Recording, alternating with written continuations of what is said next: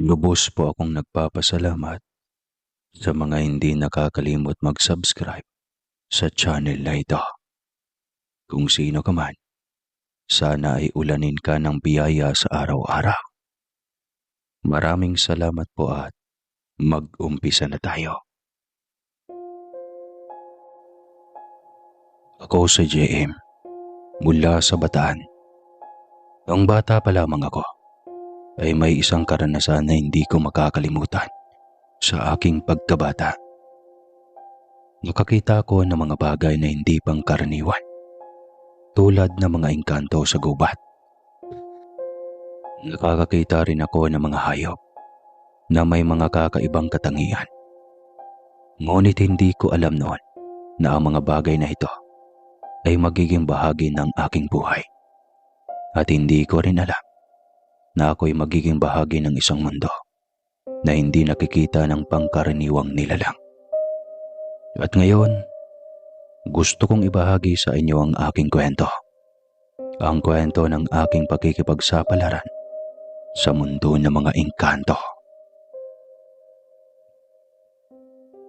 Taong 2013, habang ako ay mag-isang naglalaro sa aming bakuran, ay may nakita akong kapansin-pansing isang bagay na nakatago sa malagong dahon ng halaman.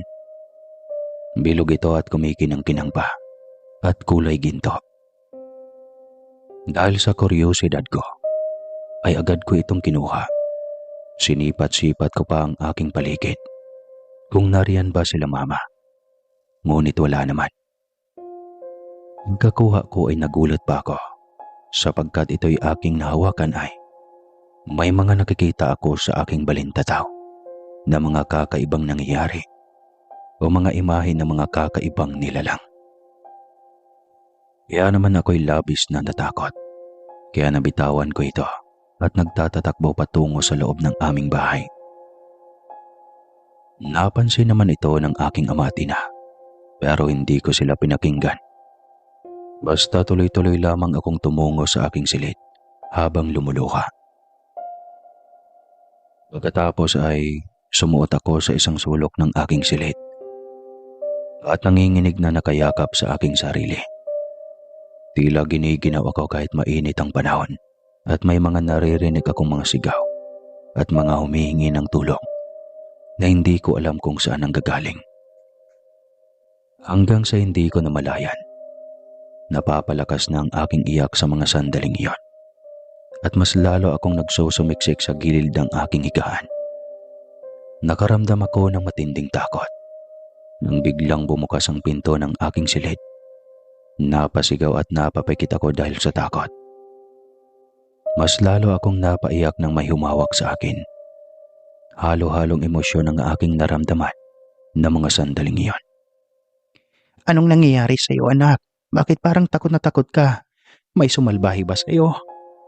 Nag-aalalang tanong ng aking ina. Kaya naman agad akong yumakap ng mahigpit dito at hindi ko na magawa pang ibuka ang aking bibig.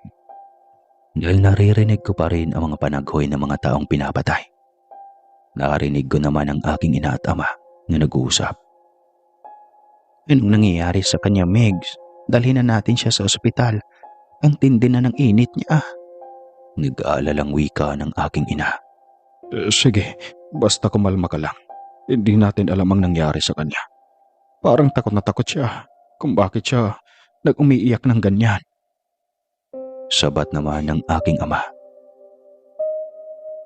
Pagsapit ng gabi noon, ay mas lalo akong nakaramdam ng matinding init na tila nakakapasok. Nanginginig ang buo kong katawan at nilalamig. Kaya naman mas lalong nag-aalala ang aking mga magulang. Dahil doon na nagpasya na silang dalhin na ako sa ospital. Hindi ko na rin alam ang sumunod na nangyari. Pagkagising ko ay dahan-dahan kong binuksan ang aking mga mata. Ang una kong nasilayan ay ang puting kesame. Dahan-dahan ko ring ibinaling ang aking paningin sa gawin ng pinto. Nakita ko ang aking ama na palakad-lakad na tila hindi mapakali. Ang aking ina naman ay may kausap na isang doktor.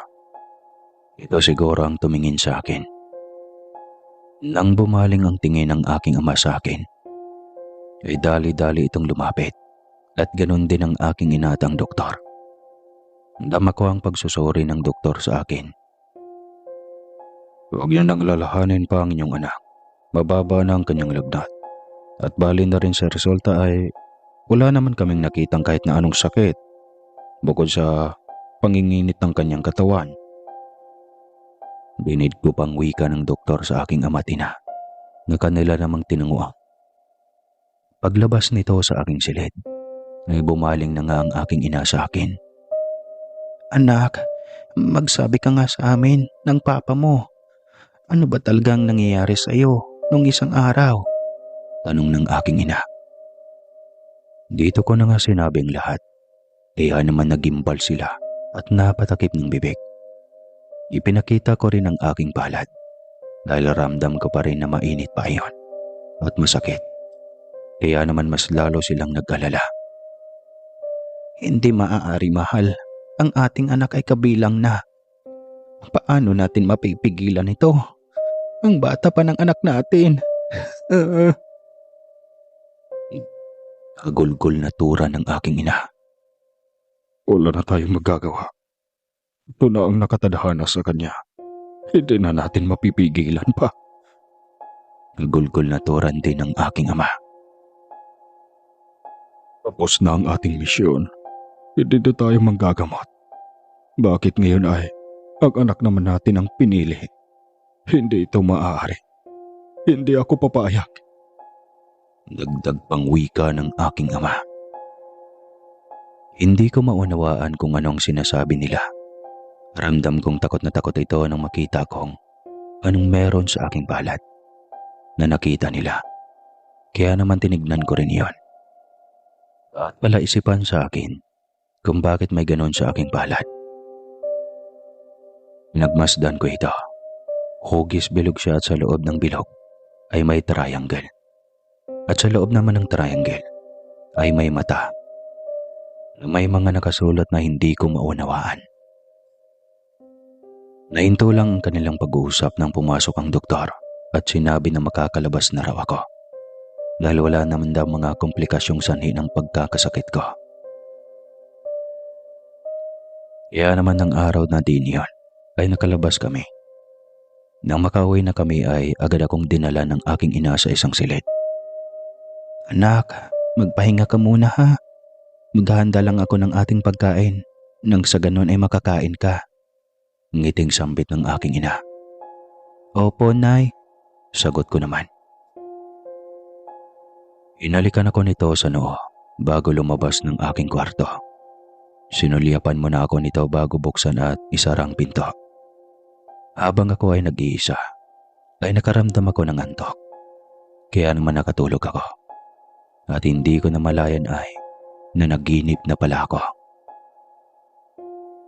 Sa panaginip ko ay may nagpakitang isang napakagandang babae. Ang kanyang buhay ay napakaganda at kumikinang na parang ginto at ang ganda ng kanyang kasuotan. Ibang-iba siya sa ordinaryong kababaihan. Siya ay isang diyosa. Ngumiti ito sa akin at kinumpas niya ang kanyang kamay. Biglang lumiwanag ang paligid. Maraming punong kahoy, tila ang lalago ng kanilang mga dahon at malalagong bunga ng iba't ibang prutas at punong-puno rin ng iba't ibang klaseng mababangong bulaklak ang paligid. Habang inuusisa ko ang kapaligiran, ay nagsalita ang babae. Kaya naman nagaway ang tingin ko dito. Malumanay ang boses nito na para bang hinihili ka.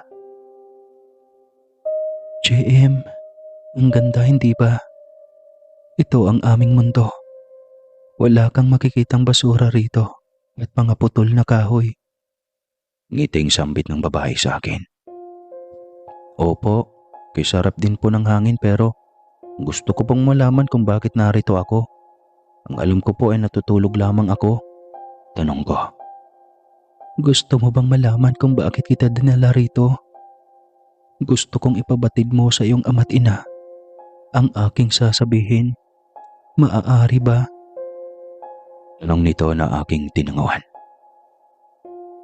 Ipabatid mo na kailangan ka nang dalhin sa lalong madaling panahon upang gampanan ang iyong tungkulin dahil nakita ko sa aking balintataw na may paparating na panganib sa lahat. Sabihin mo na bukas ay kailangan nyo nang tumungo roon. Hindi ko maaaring ipabatid sa iyo sapagkat gusto kong ikaw mismo ang makabatid ng lahat. Sige na, gumising ka na mula sa iyong pagkakatulog. Sambit nito. Pagkatapos ay kinumpas niya ang kanyang balat. Mula sa pagkakatulog ko ay humahangos akong gumising. Para ba akong hinigop kung saan. Agad akong bumangon at pagkatapos ay mabilis na lumabas ng aking silid para puntahan ang aking amatina. Naabutan kong abala si mama sa paghahanda ng aming pagkain at ang aking ama naman ay nagbabasa ng dyaryo sa sofa. Oh, nariyan ka na pala anak. Hindi na ako mag-aabala pang tumungo sa iyong silid. Pero teka anak, ayos ka na ba? Tanong ng aking ina. Ma, pa, maaari ko ba kayo makausap? Sambit ko sa kanila. Kaya naman nagkatinginan ng aking mga magulang at kalauna ay pinakinggan din ang aking sasabihin. Sinabi ko naman lahat kung papaano at kung ano-ano ang sinabi sa akin ng magandang babaeng kumausap sa akin. Marahil ay kilala na nga nila kung sino ang aking tinutukoy at tila nauunawaan nila ito. Kaya naman isang pagpapasya ang ginawa ng aking mga magulang na bukas ay uuwi kami sa kanilang probinsya at doon muna kami maninirahan. Wala naman ako magagawa dahil yun ang kanilang nais. At isa pa, ako ay nasa edad 8 pa lamang noon. Nang gabing iyon ay nagapunan muna kami at pagkatapos sinabi sa akin ng aking ina na manood mo na raw ako ng TV sapagkat sila na raw ang mag-ayos ng mga gamit na dadalhin. Nang sa gayon ay aalis na lang kami pagsapit ng umaga. Nang matapos ng mag-ayos ng aking ina at ama ay nagaya na mga itong matulog na raw kami. Nang sa ganon ay maaga kaming magising. Kinabukasan ay maaga ka nga kaming nagising. Maagang nagluto ang aking ina at dinamihan na niya ito upang may pagkain pa kami pag nakasakay na kami sa barko. Nang matapos na kaming magayos, ay agad na kaming umalis. Sumakay lamang kami ng bus at pagkatapos sumakay pa kami ng barko. Halos 2 araw kaming nagbiyahe bago kami nakarating sa kanilang lugar. 3 bundok na rin ang aming tinatahak bago kami makarating sa lugar. Karating namin ay agad kaming pinaunlakan ng mga nakatira roon. Nakaramdam ako ng takot at kaba dahil sa kanilang itsura. Mga seryoso ang mga mukha ng mga ito. Samahan mo pa na liblib ang kanilang tirahan. At isa pa, ang lahat ng naroon ay nagsilabasan nang makita kami. May lumapit sa aming isang matandang babae at kinausap niya ang aking mga magulang. Siya na ba? Wika nito at sinusuri nito ang aking kabuuan. Tanong ng matanda at tumango naman ang aking ama't ina dito. Sige, tumuloy na kayo. Kumain muna kayo bago magpahinga. Sambit ng matanda. Sige ho, Apong Lina. Sagot naman ng aking ama. Agad na nga kaming sumunod sa kanya at sa isang mahabang mesa kung saan sila nakaupo. Maraming nakalatag na mga pagkain at sadyang pinaghandaan nila marahil. Pero bakit batid nilang darating kami? Maraming iba't ibang uri ng lamang dagat ang nakahain at mga gulay. Nagsimula na nga kaming kumain at hindi na nagpatumpik-tumpik pa. Pagkatapos naming kumain ay niligpit na ng kanilang mga kasama. Kami naman ay nagtungo sa kanilang pahingahan sa tabi ng puno. May mga nakalatag dito mga papag at upuan. Hindi na kami magpaligoy-ligoy pa, Apong Lina. Alam namin na alam mo ang sadya namin. Wika ng aking ina. Tumikhim lang ang matanda at tumango. Ako naman ay nakikinig lang sa tabi ng aking ama. Ano ho bang dahilan kung bakit naghanap ng bagong hahalili sa mga anting-anting? May nagbabadya bang panganib? Tanong ng aking ama. Sa paglipas ng panahon, ang lumisan kayo rito sa ating nayon, ay maraming nagbago. Marami na ring naghahari-harian, lalo na ang mga tikbalang na gustong angkinin ang mga anting-anting. Palagi silang lumulusob dito at sa kasamaang palad, maraming kababayan natin ang napaslang. Kaya nagpasya na kaming maghanap ng hahalili ng pinakamalakas na anting-anting na dati niyong pagmamay-ari na magiging pag-aari na ng inyong anak. Mahabang litanya ni Apong Lina. Ngunit, bakit ang anak namin? Marami namang iba dyan. Yung karapat-dapat. Bakit pa ang anak namin? Hindi mapigilang sambit ng aking ina na animoy naiinis. Alam ninyong wala kaming magagawa dahil medalyon na mismo ang pumili sa halili sa kanya. Ang inyong anak ay may kakayahan kung bakit siya pinili. Hindi niyo pwedeng baliin yan. Kahit na tumutol pa kayo, alam niyong tadhana pa rin ang maglalapit sa anting-anting at sa inyong anak. Wika ni Apong Lina. Kailan niyo siya sisimulang magsanay? Sabat naman ng aking ama. Sa lalong madaling panahon.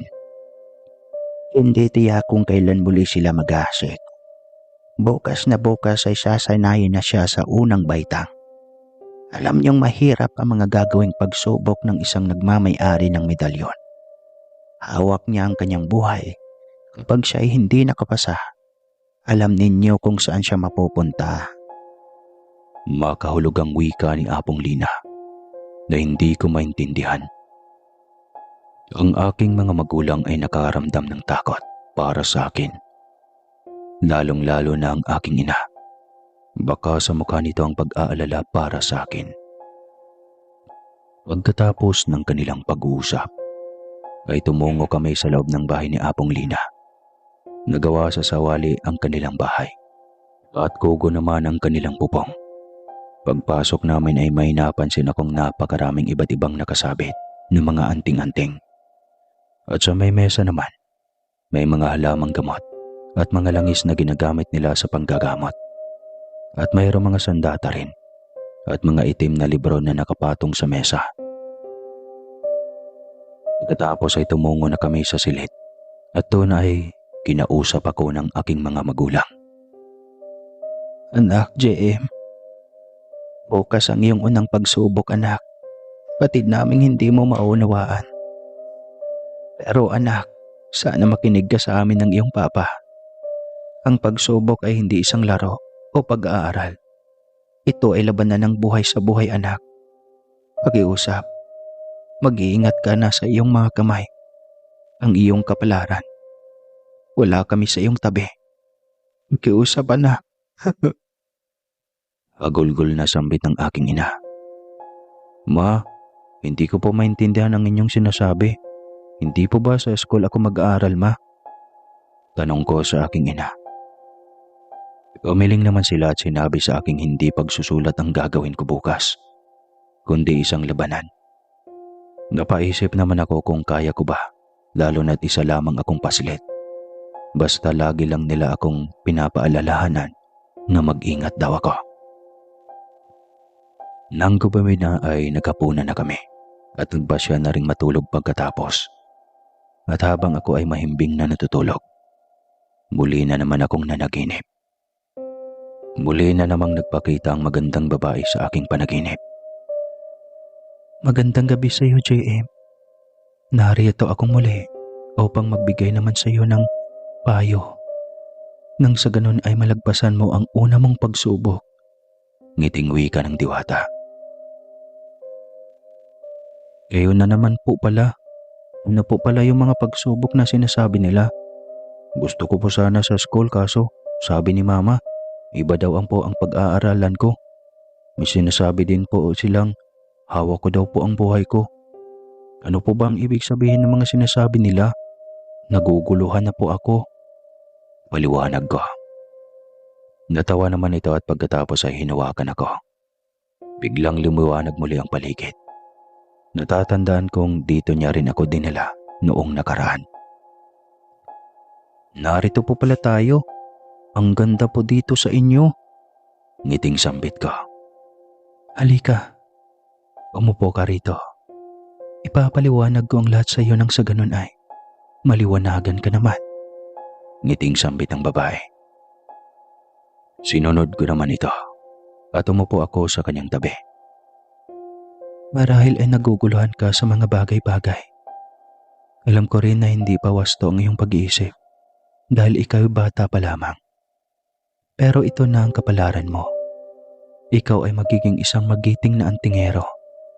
Nasa iyong puso at isip ang susi para matuklasan mo ang iyong tinatagong lakas. Basta mag-ingat ka lamang. Huwag kang masyadong mapait. Piliin mo kung sino talaga ang nangangailangan. Dahil ang iba ay huwad. Mahabang paliwanag ng magandang babae. Kung ganun po, paano na po ang pag-aaral ko? Sasayang na lang po ba yun? Malungkot kong sambit at yumuko. Batid kong nalulungkot ka. Huwag kang mag-alala. Pwede kang mag-aral kapag ikaw ay natutulog dahil ako mismo ang magtuturo sa iyo. Ngiting wika ng magandang babae. Talaga po, kung ganun po, makakapag-aral pa rin ako. Masaya po ako kung ganun. Masayang sambit ko. Tumango naman ito at pagkatapos, tumayo na. Inaya na rin ako nito para bumalik na sa aking pagkakatulog. Kinabukasan ay masaya akong gumising. Wala ang aking mga magulang. Kaya naman nagpasya na lamang akong lumabas. Hinanap na mga mata ko kung nasaan sila.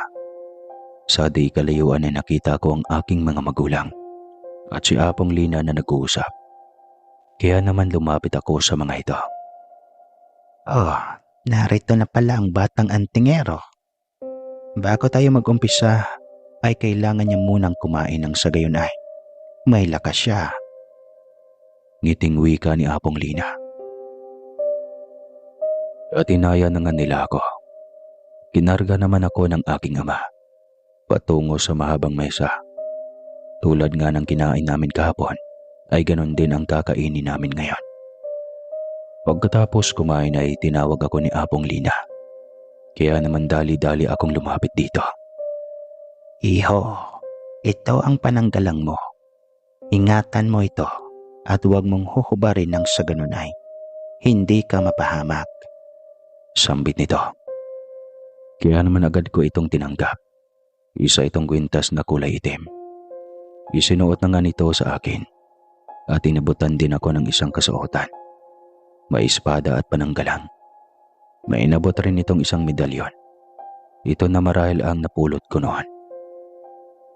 Bago tayo magsimula, ay may nais lamang akong ibahagi sa iyo. Ang alituntunin, una, bawal ang madaya.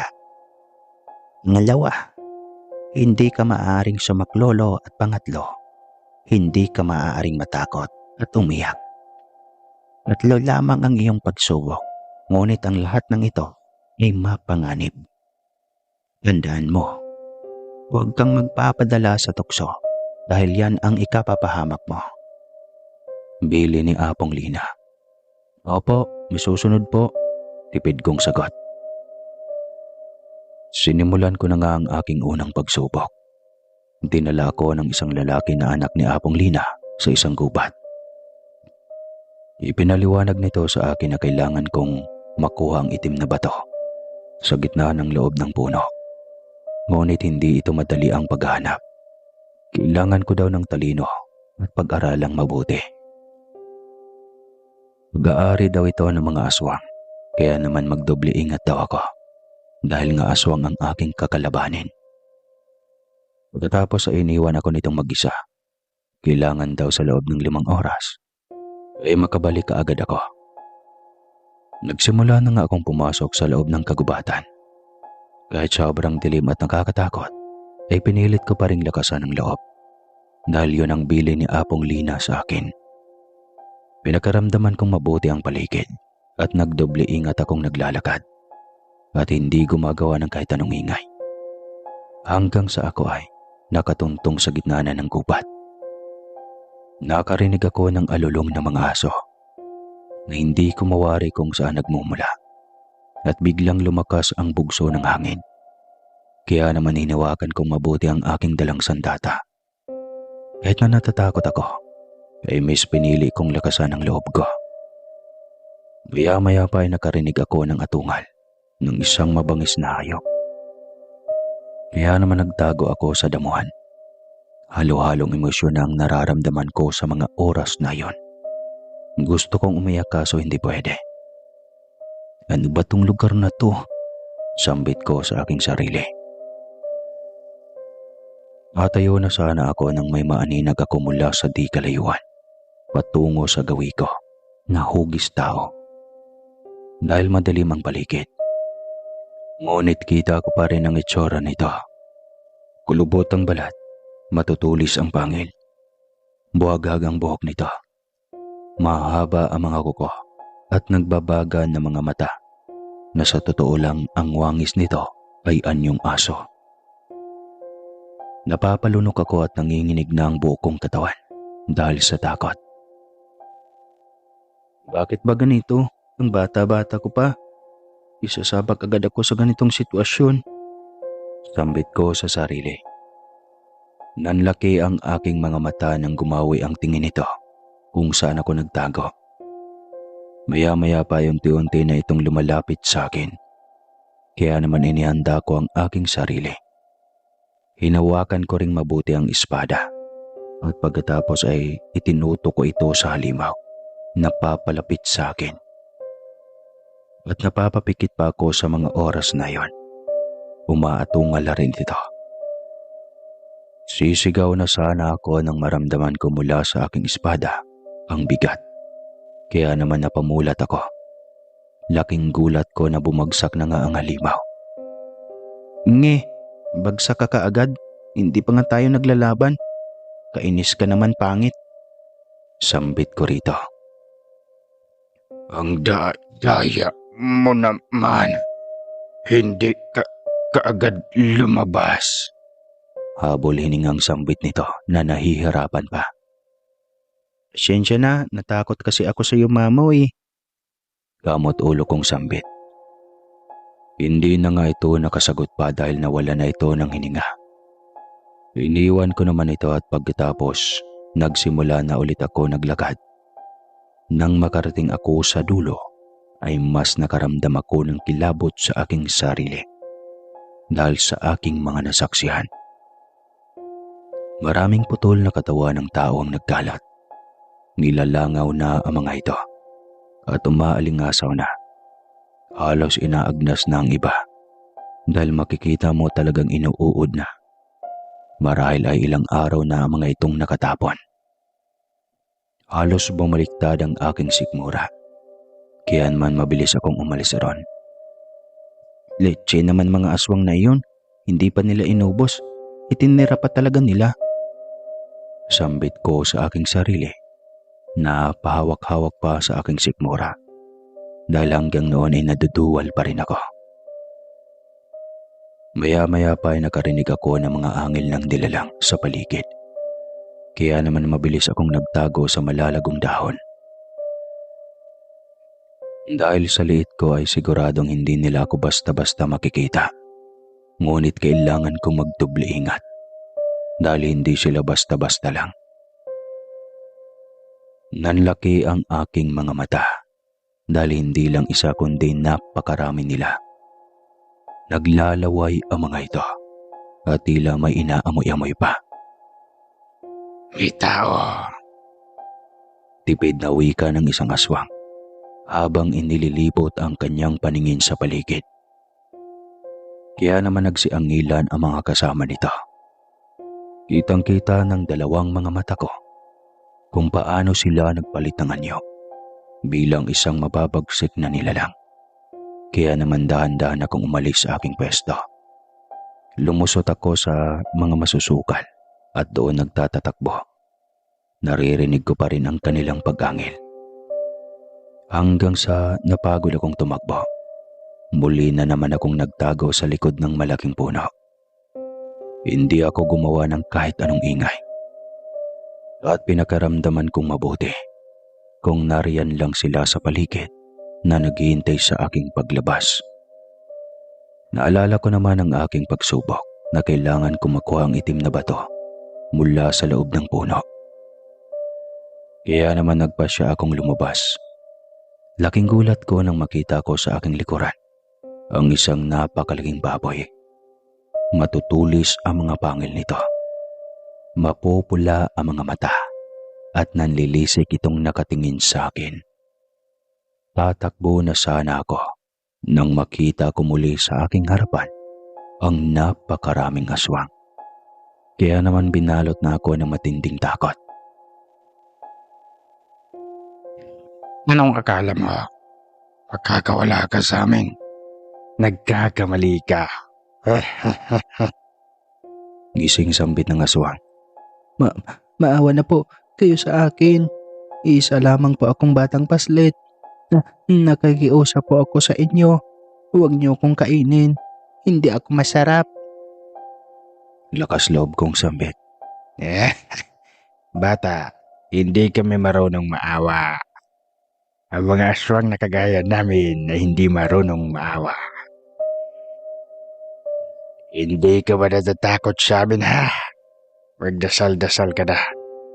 Dahil ito na ang huli mong pagkakataong masisilayan ang mundo. Alakak ng aswang. Nakikiusap po ako sa inyo. Maawa kayo sa akin. Gusto ko pa pong makasama ang aking mga magulang. Alam ko rin po na hindi nyo gusto ang pagiging aswang ninyo. May mga anak po ba kayo? Kung meron po, alam kong hindi nyo sila kayang kainin kasi mahal nyo sila. E di ba po, pag wala sila, hahanapin nyo rin po sila at mag-alala kayo. Ganon din po ang aking mga magulang. Sana po ay pagkawalan ninyo ako. Dahil po ako ay nasa isang pagsubok. Kailangan ko lang pong kunin ang itim na bato sa loob ng puno. Napag-aari nyo daw po. Sana po ipagkaloob nyo sa akin. Mahabang wika ko.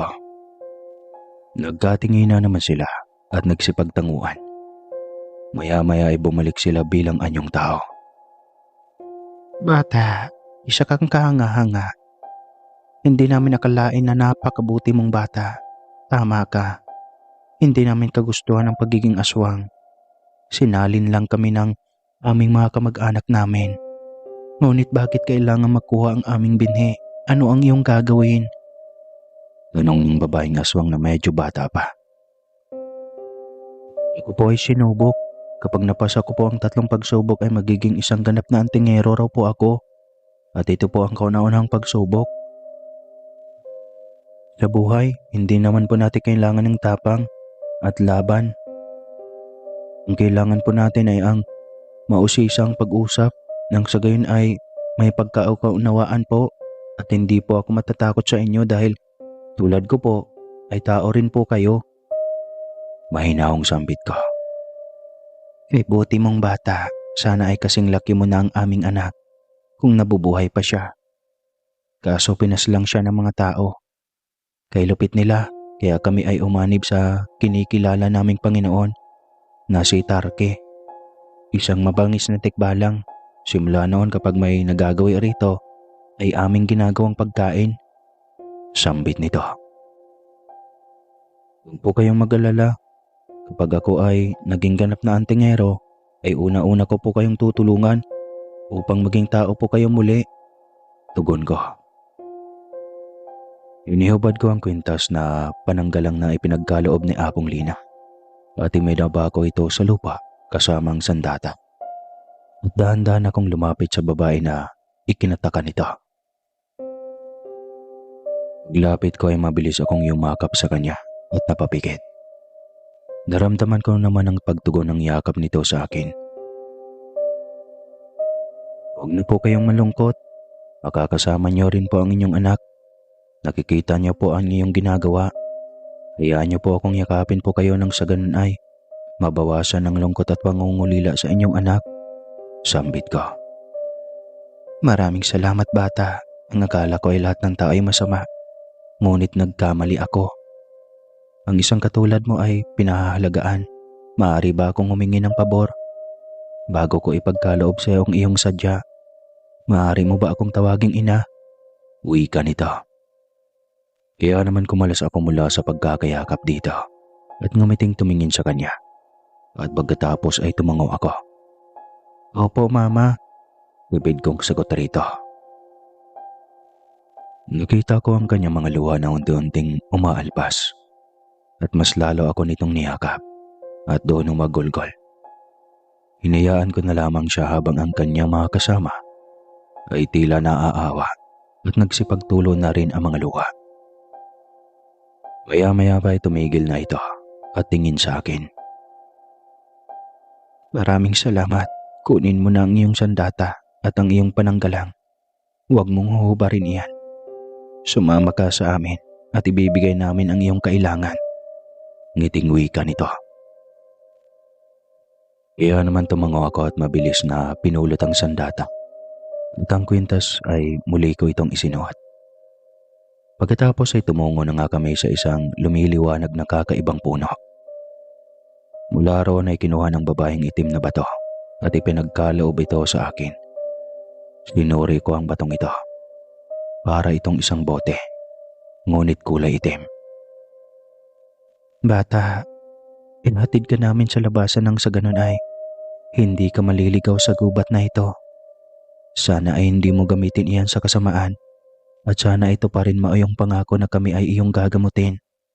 Wika ng babaeng aswang. Huwag po kayong mag-alala, hindi ko po babaliin ang aking pangako na gagamutin ko kayo. Maraming salamat po, Inay.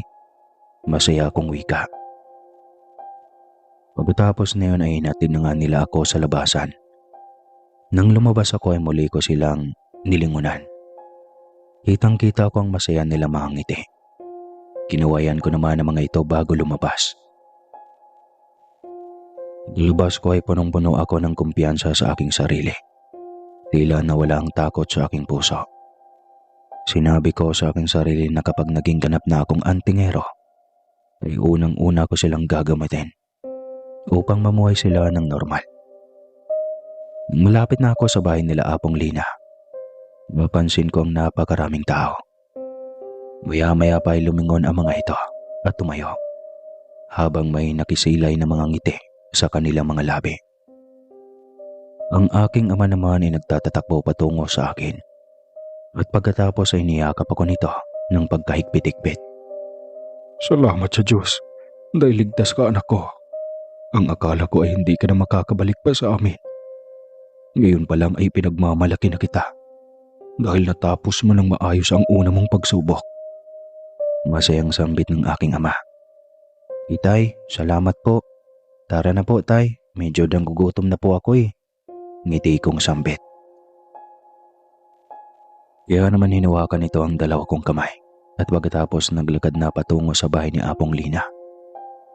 Pagkarating ko roon ay niyayakap kaagad ako ng aking ina.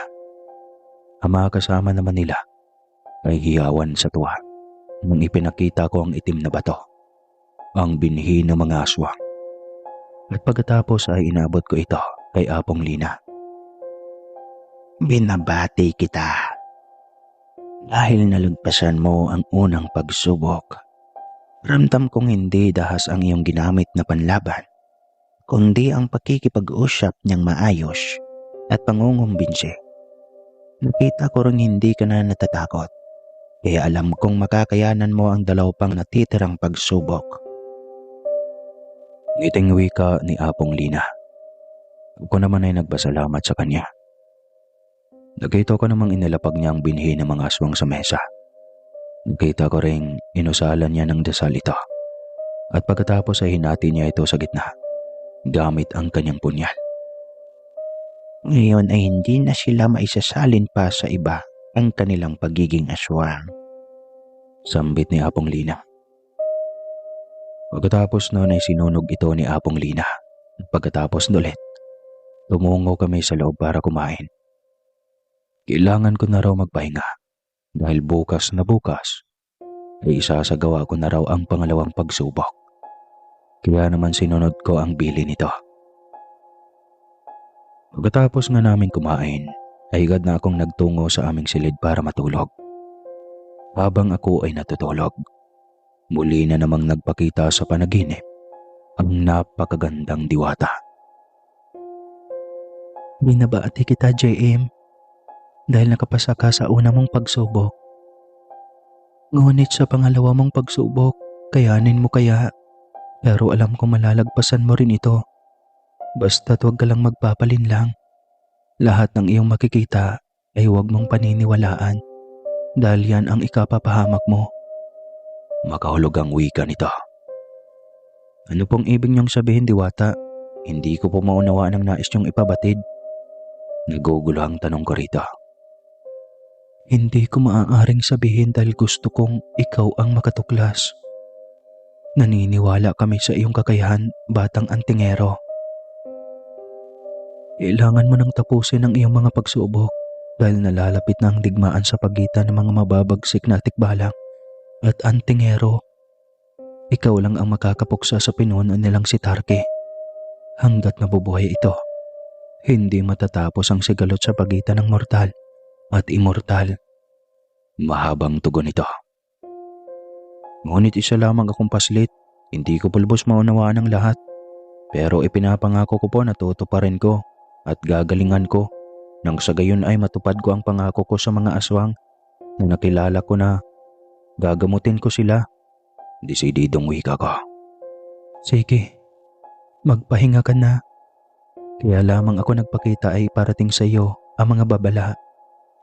Ipabatid mo kay Apong Lina na maghasik na ng lagim ang kampo ni Tarke. At kailangan na nilang mag-ingat dahil kapag sumibol ang huling kabilugan ng buwan, ay lulusob sila. Sambit nito. Tumango naman ako at pagkatapos ay nagpaalam na itong aalis. Kaya naman ako ay napamulat bigla.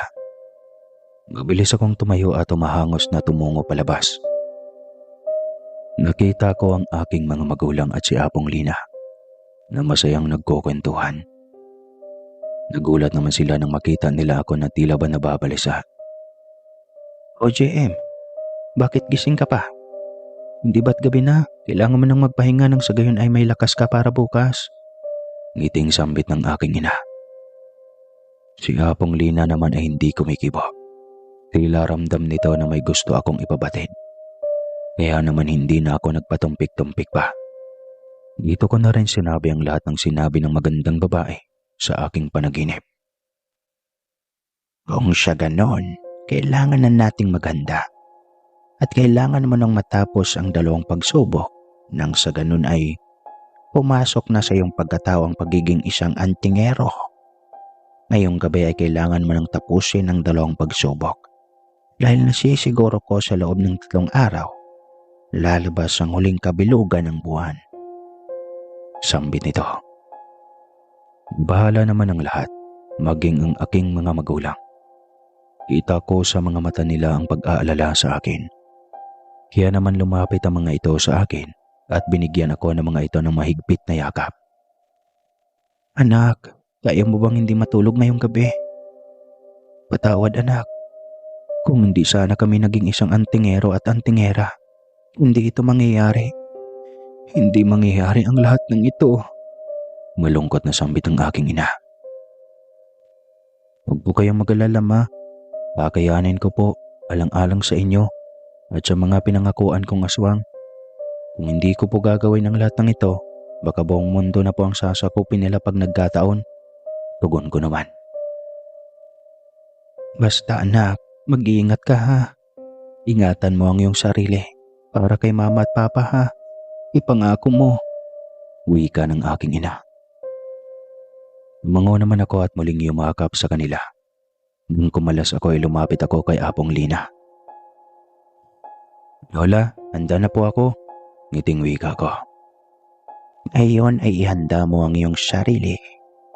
Dahil 2 pagsubok na ang iyong susuungin. Lahat ng aking sinabi mula sa una mong pagsubok ay gayon din sa 2 pang natitira. Nasa iyong kamay pa rin nakasalalay ang iyong kaligtasan. Hindi na ito kagaya ng nauna. Dahil ito ay mababagsik at hindi marunong magpatawad. Ito ang kanang kamay ni Carte. Kaya kailangan mong mag-ingat. Galing ang mga ito sa impyerno. Bibilinan kita na huwag kang maniniwala. Kung ano man ang iyong makikita at kailangan mong matapos ang pagsubok bago magbukang liwayway. Maliwanag ba? Mahabang salaysay nito.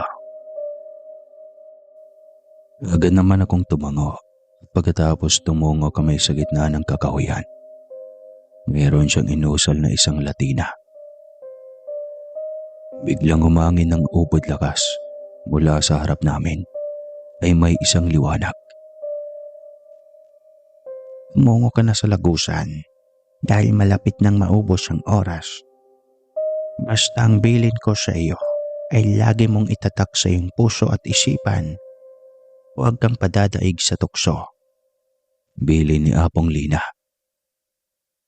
Nang lumapit ako sa lagusan ay nagulat ako nang bigla akong higupin ito. Mabuti na lamang ay bumagsak ako sa isang damuhan. Kaya naman hindi ako nakaramdam ng sakit.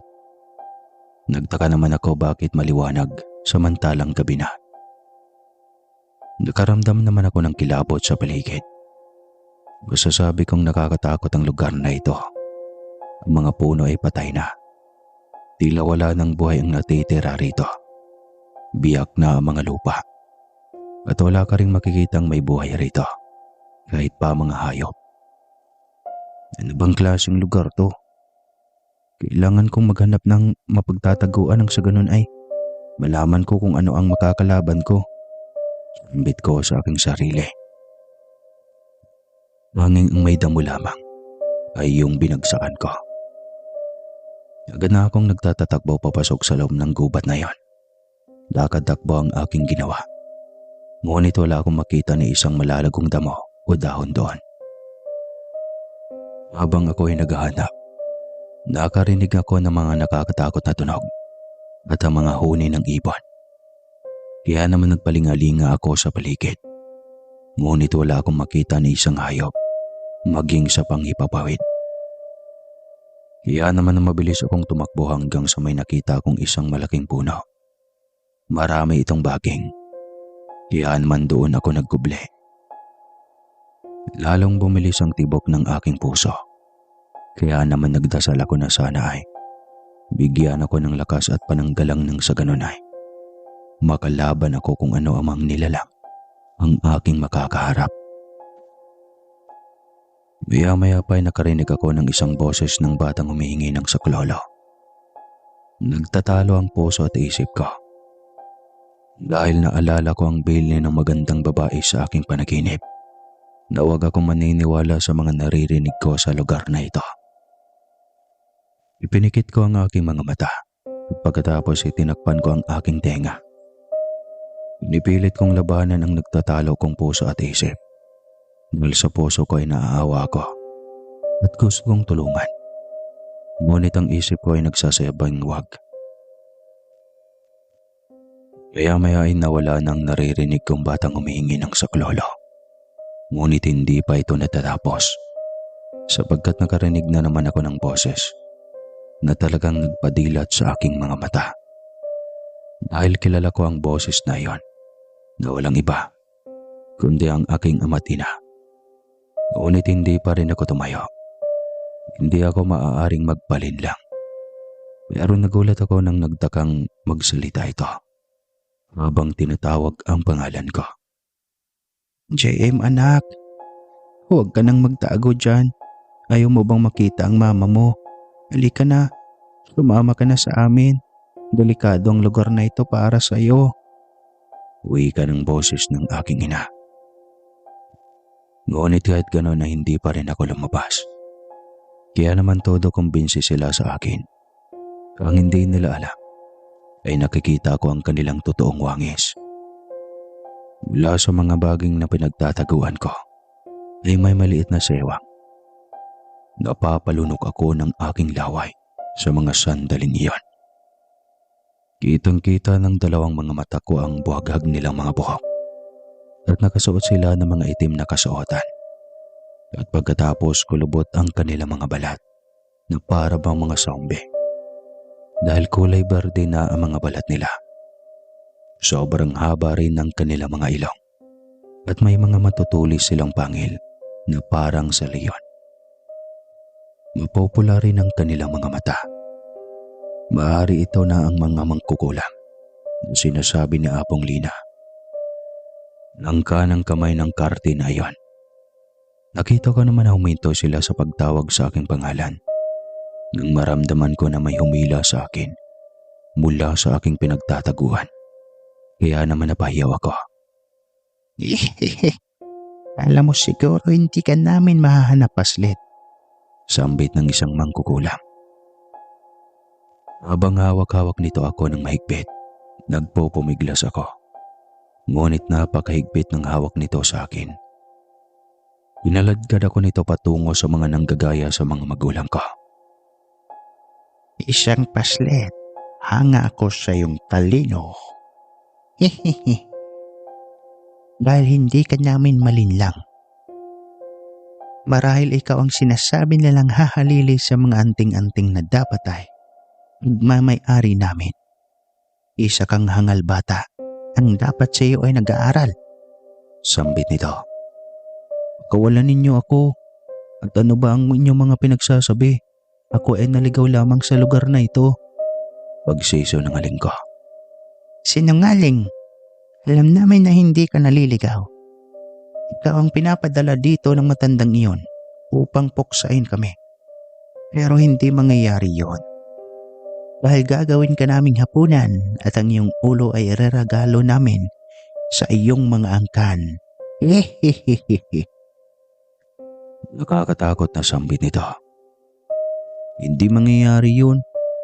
Kahit isa akong Paslit, kaya ko kayong labanan. Wika ko habang pumipiglas pa rin ako sa nakahawak sa akin. Labanan? Kaya mo kami? Sa liit mo na yan. Lalabanan mo kami? Tila yata isa kang hunghang bata. Sa liit mo na yan. Kaya ka naming tirisin. Ilhak pa nito muli. Nagsipagtawanan naman ang lahat ng mga kasama nito. Hindi naman ako kumibo. Dahil alam kong wala akong magagawa. Nilahawak nila ako. Ang tanging panlaban ko sa kanila ngayon ay ang dasal sa Panginoon na huwag niyang pahintulutan ang kasamaan. Naalala ko naman ang anting-anting na sinabi nila at naalala ko rin ang nakita kong medalyon na sinasabi ng aking ama at ina. Nahawakan ko. Kaya naman tinignan ko ang aking palad. At napagtanto kong may nakatatak pa rin dito at ang paso na nanggagaling sa medalyong iyan. Kaya naman napaisip ako na baka maaaring makatulong ang medalyong iyan upang makawala ako. At ipinikit ko ang aking mga mata. Medalyon, kung totoong may buhay ka, maaari mo ba akong tulungan? Kailangan kita. Nang sa ganon ay malabanan ko ang masamang nilalang na ito. Hindi ako makakalaban dahil isa lamang akong batang 8 taong gulang. Kaya sana ay iyong pakinggan at tulungang makawala sa kamay ng mga mangkukulam na ito. Wika ko sa aking isipan. Namanga naman ako nang makita ko sa aking isipan ang isang nakakasilaw na liwanag. Kulay puti ito. Hanggang sa maramdaman ko ang paglokob nito sa buong kong katawan. Tila nanood ito sa kalamnan ko.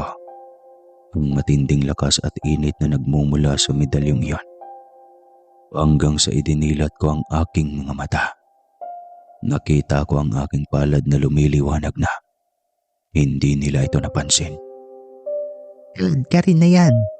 Siguradong masarap ang ating hapunan ngayong gabi. Sambit ng mangkukulam at nagpatayuna na nga itong naglakad. Habang kinakaladkad ako ng isa sa kanila, ay nararamdaman kong napapadaing ito habang hawak-hawak nito ang braso ko. Kaya naman bumagal ang lakad nito. Bakit ang init? Kakapasok ka, Paslit. Ikaw ba ay may lagnat? Reklamong tanong nito. Hindi naman ako kumibo, napangisi na lamang. Maya-maya pa nakita kong nasusunog na ang kanyang mga kamay habang papalayo na ang kanyang mga kasama. Kaya dito na ako gumawa ng aksyon. Biglang lumiwanag ang aking palad at inihawak ko ito sa kamay ng mga mangkukulam. Nanlaki ang mga mata nito at hihiyaw na sana ito nang bigla kong tinagpa ng bibig nito. Kaya naman kitang-kita ng dalawang mga mata ko na unti-unting nalulusaw ang mga kamay at bibig nito hanggang sa tumirik ang mga mata nito at humandusay sa lupa na nagkikisay. Yan ang nababagay sa mga katulad niyong masasama. Maraming salamat, medalyon.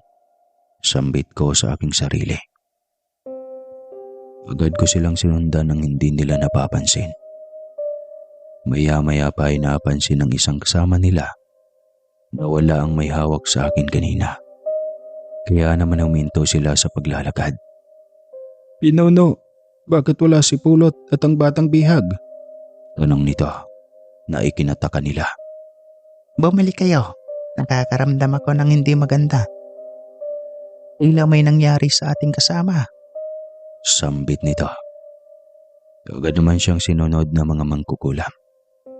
Muli silang bumalik kaya naman mabilis ko silang sinundan. Tila hindi nila nararamdaman ang aking presensya. Bakit wala si Pulot? Pati ang batang Paslit na iyon. Saan kaya sila nagtungo? Uwi ka ng isa sa mga mangkukulam. Hindi kaya ay pinatakas siya ang bata? Hindi ba't alam natin na minsan na tayong tininaydor ni Pulot?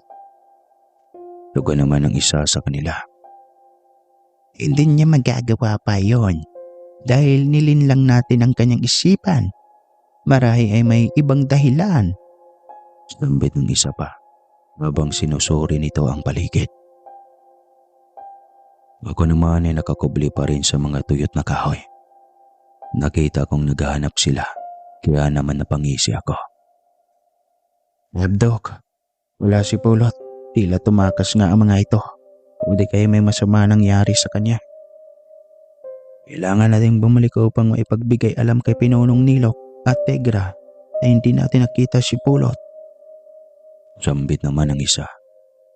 Lalakad na sana sila nang mabilis akong tumungo papalapit sa kanila. Saan kayo pupunta mga bruha? Tanong ko sa mga ito. Agad naman silang lumingon sa kanilang likuran. Nanlaki naman ng dalawa nilang mga mata. Paano nang iyari yon? Nasaan si Pulot? Batang Paslit? Utal-utal na tanong ng mangkukulam at tila hindi makapaniwala sa nakikita nila. Napansin ko naman ng isa na may ibinulong at rinig na rinig ko yon. Kailangan na nating umalis. Tila nasa loob niya ang pinakamalakas na medalyon. Maaari tayong mamatay kapag hindi pa tayo umalis. Ipalabas na lamang natin kila Pinunong Nilok at Tegra na itiniakas siya ni Pulot. Kung kaya't hindi natin sila nahanap. Uwi ka ng isa. Ramdam ko ang takot nito dahil napalunok ito ng kanyang laway. At tila nanginginig na ang mga tuhod nito dahil sa takot. Hindi maaari. Alam mo kung gaano kalakas ang kapangyarihan ni Nilok at Tegra. Kahit pa ipalabas mo ang nakatakas sila, ay parurusahan din nila tayo. Ikaw ba'y naduduwag sa isang batang Paslit? Inis na sambit ni Abdok. Hindi siya ganun. Hindi mo ba nararamdaman ang kapangyarihang bumupalos sa batang iyan? Tanong nito. Hindi natin pwedeng pakawalan iyan. Kailangan natin siyang hulihin dahil may balak sa kanyang ating mga pinuno. Tandaan mo, mas malakas tayo sa Paslit na iyan at mas makapangyarihan. Ramdam kong napakahina ng batang iyan. Kahit pa may tangan siyang anting-anting. At isa pa, marami tayo kaya huwag kang matakot. Saad ni Abdok. Ako naman ay napangisi lang sa sinabi nito na ikinakunot ng noo ni Abdok. Tila hindi ka yata natatakot, Paslit. Tingnan natin ang lakas mo. Hulihin niyo siya, Kiskis. Sambit nito. Agad naman silang nagsisugod ngunit agad ko rin itong nailagan. Kahit anong gawin nilang panghuli sa akin ay hindi nila magagawa. Dahil kaya kong sabayan ang kanilang mga liksi. Ang isa ay napagod na. Kaya naman kinuha kong pagkakataon mula sa harap nito ay lumitaw ako. Napalaki naman ang dalawang mga mata nito. Bago pa man ito makapagsalita, ay nilapat ko na ang aking isang kamay sa kanyang mukha. Nagulat naman ang mga kasama nito nang makita nilang unti-unti nang nalulusaw ang mukha nito.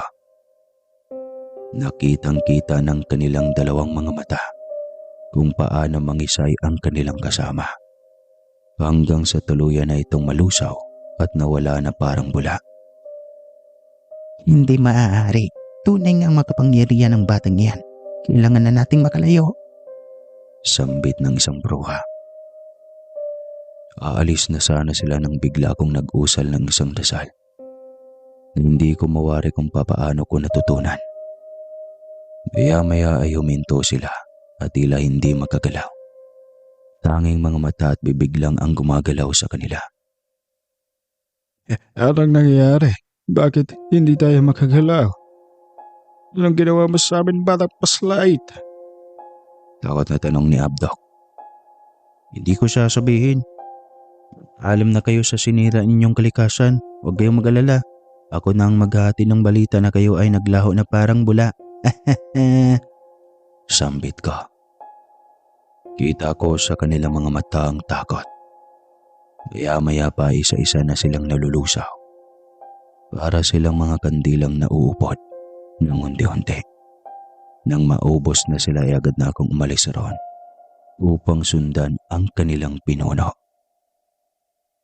Nakita ko ang mga ito na pumasok sa isang kuweba. Palihim akong pumasok roon.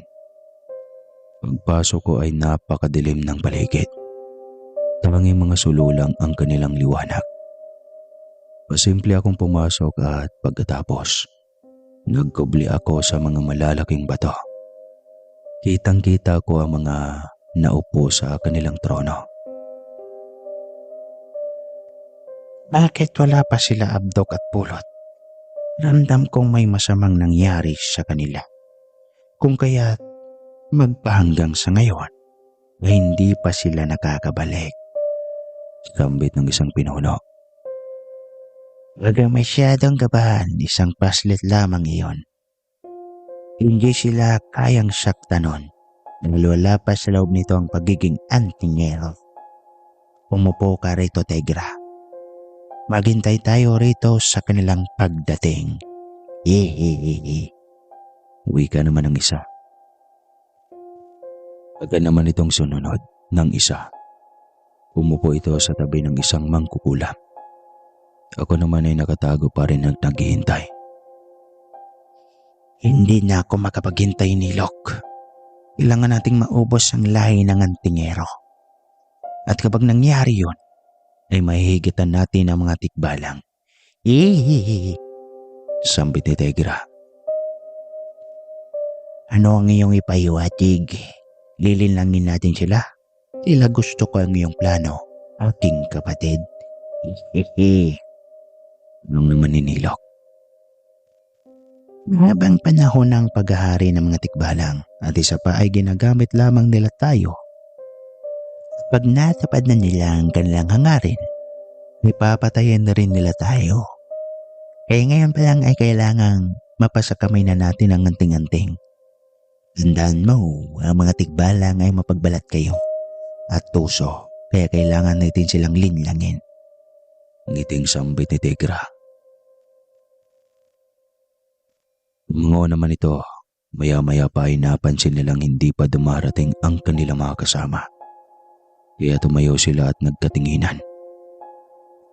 Marahil ay may nangyari nga sa kanila. Kung kaya't hindi pa sila nakakabalik, kailangan nating bumalik roon. Wika ni Nilok.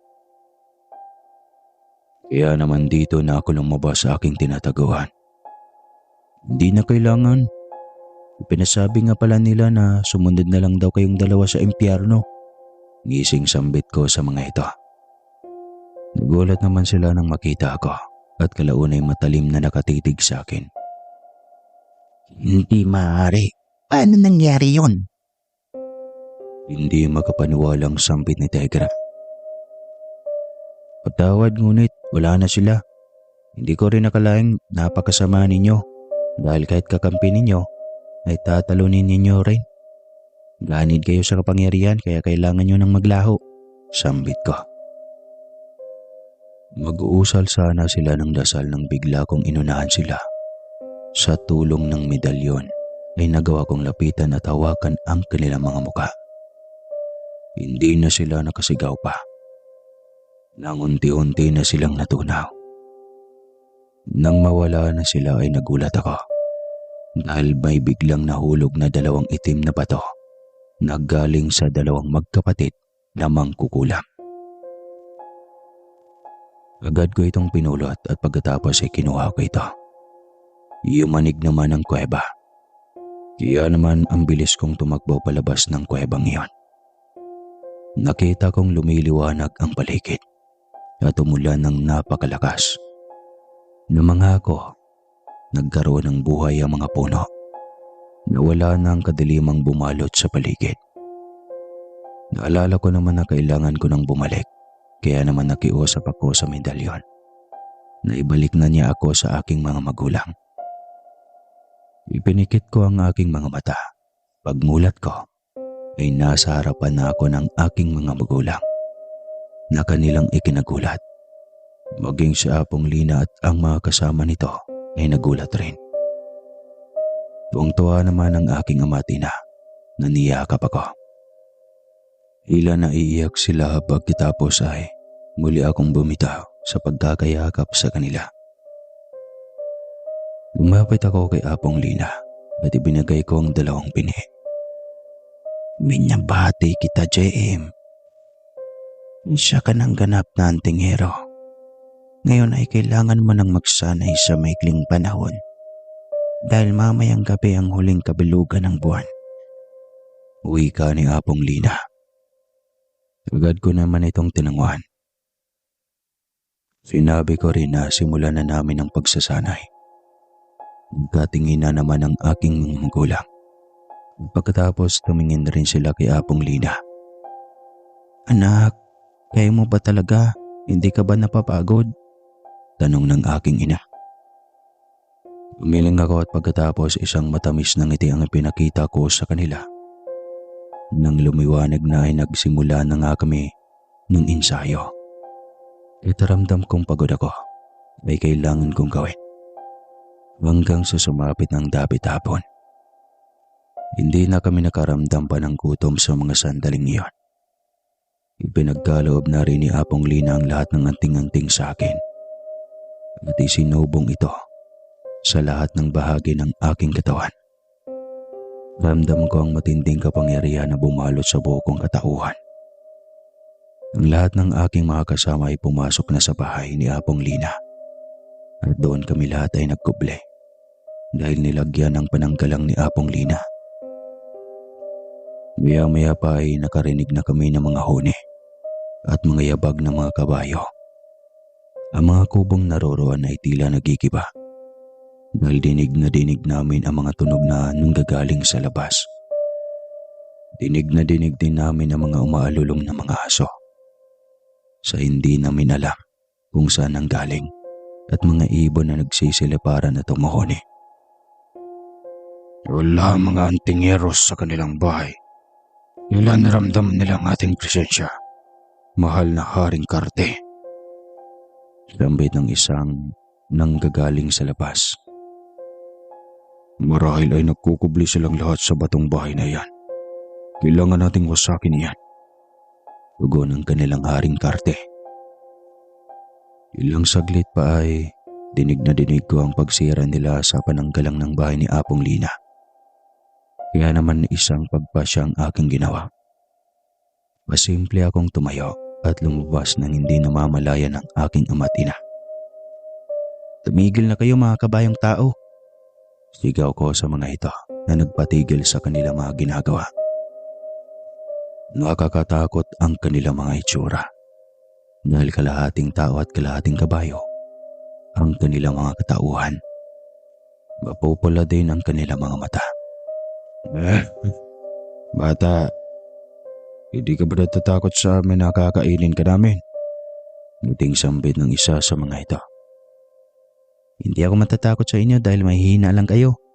Ngisi kong sambit. Nagsipaghalakhakan sila at pagkatapos, mabilis lang tumungo papunta sa akin. Pinalibutan ako ng mga ito. Talaga bang hindi ka natatakot sa amin? Ang lakas naman ng iyong loob. Sambit ni Carte. Ako naman ay hindi kumibo. Napansin ko naman na lumabas si Apong Lina at ang mga kasama nito. Maging ang aking mga magulang. May mga hawak itong sandata. Carte, ayaw ang magtuos. Hindi mo kailangang idamay ang bata. Sigaw ni Apong Lina. Lumabas ka din sa longga mo, Lina. Ngayon ay sama-sama na kayong mamamatay. Laghak ni sambit ni Carte. Nagkakamali ka nang inakala mo, Carte. Huwag kang pasisiguro. Tulad ng sinabi ng batang iyan na mahina ka, ay totoo ang lahat ng iyon. Ngising sambit ni Apong Lina. Kaya naman kita ko sa mukha ni Carte ang inis. Kaya naman sinabihan niya ang kanyang mga kasama na sumugod na sa gawin ni Apong Lina. Kaya naman mabilis rin akong kumilos. Mabilis kong pinatamaan ng ibang sa mga tikbalang. Kaya naman nangalusaw rin. Nakipagsagapaan na nga ang aking mga kalahing antingero. Nagulat naman ako nang biglang bumagsak si Apong Lina. Nakita kong pinatamaan ito ni Carte. Kitang-kita ko ang pag-agos ng dugo mula sa tagiliran ni Apong Lina. Kaya naman mabilis akong tumongo sa kanyang kinaroroonan.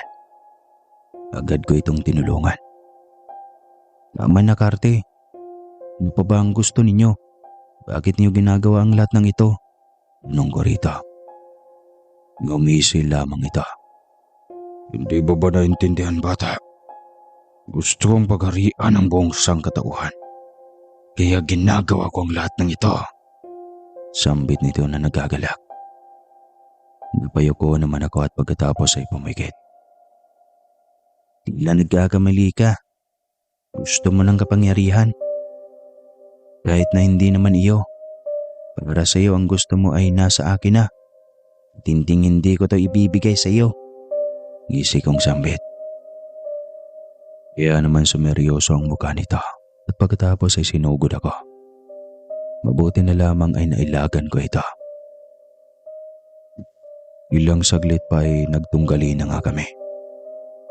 Walang nagpapatinag sa aming dalawa. Kaya't na ako ay napakaliit, ay napakaliksi ko. Kaya naman mabilis ko siyang naiilagan. Maya-maya pa ay pinatamaan ko na ito.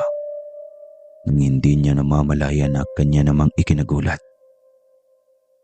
Umaago sa mga dugo nito mula sa kanyang dibdib. Dahil ibinaon ko ang sandatang nagbula sa hangin sa kanyang dibdib. Unti-unti itong bumagsak hanggang sa nawala ng hininga. Wala na ring natira ng mga tikbalang. Nagsihiyawan naman ang aking mga magulang at mga kasama nito. Ako naman ay masaya rin.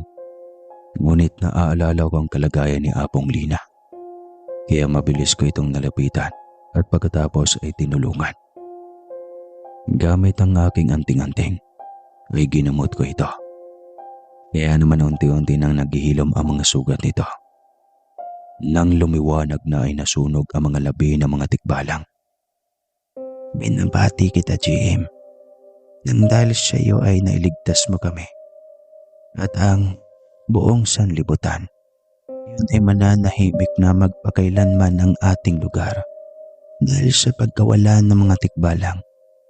Maraming salamat sa iyo, batang antingero. Ngiting sambit ni Apong Lina. Maraming nagpasalamat sa akin. Isa na roon ang aking mga magulang. Ngunit bago iyon ay nagpaalam akong tutungo sa kagubatan, kung saan ako ay may pinangakuan. Muli akong bumalik roon na kanila namang napansin. Nakangiting lumapit sa akin ang babae at mabilis itong tumungo sa akin. Iyayakap sana ito nang pigilan ko ito. Kaya naman nalungkot ito. Patawad inay, ngunit ikay masusunog. Tulad ng ipinapangako ko sa inyo, ay magiging ganap na tao na kayong muli, ngiti kong sambit. Kaya naman nagsiiyakan sila at natuwa sa aking sinabi. Sinimulan ko na nga ang panggagamot sa kanila hanggang sa mailuwal nila ang itim na bato. Agad nila itong ibinigay sa akin, kaya naman mabilis ko itong winasak. Agad naman itong yumakap sa akin at nagpasalamat.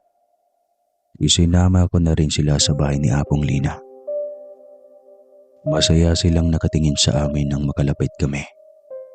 Ang sabi ni Apong Lina na sila na ang kukup-kup sa dating mga aswang. Pagkatapos na iyon ay nagdiwang na nga silang lahat. Nang araw din iyon ay sumilay ang napakagandang liwanag sa lugar na iyon. Nagpasya na rin ang aking mga magulang na hindi na kami aalis dito. At dito na raw namin ipagpatuloy ang aking pag-aaral. Hanggang sa lumipas ang mahigit 1 dekada, isa na akong ganap na antingero. Nanggagamot na ako ng may mga karamdaman at iba-iba pa. Hanggang sa nagkaroon na rin ako ng sariling pamilya. Simula noon ay naging payapa na ang aming pamumuhay. Hanggang dito na lang po ang aking kwento. Maraming salamat po sa lahat na nakikinig sa kwento kong ito. Hindi ko alam kung kailan ulit ako magkakaroon ng time sa iyo, Sir Casper. Minsanan lang kasi sa 1 linggo kami pupunta ng bayan. Wala kasing masyadong signal dito sa bukid ng Sultan Kudarat. At hanggang dito na lang po talaga. Maraming salamat. Wakas.